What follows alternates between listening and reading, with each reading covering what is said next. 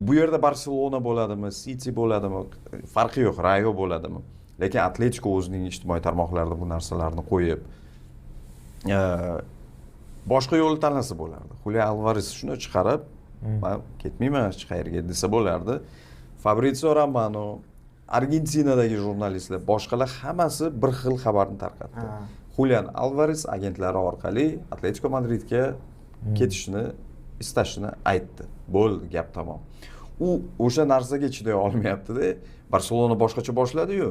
Anthony Gordon, Liverpool, Bavariya qiziqayotgan futbolchini olib keldi. Vaholanki ular ko'proq narsa taklif qilgan bu futbolchiga. Endi Alvares, kim bu yoqda Bernardo Silva yoki boshqa ham ular o'rtasida ham ko'p anaqalar bo'ldi-yu, oxirgi paytlar Copa del Rey'da to'qnash keldi, Barsani chiqarib yubordi, yutqizib qo'ydi Atletico Madrid. Chempionlar Ligasida Barsadan o'tib yana yutqizib qo'ydi yarim finalda. Shu sababli oxiri sochib yubordi, lekin sal xunukroq ishni qilgandek menga tuyuldi.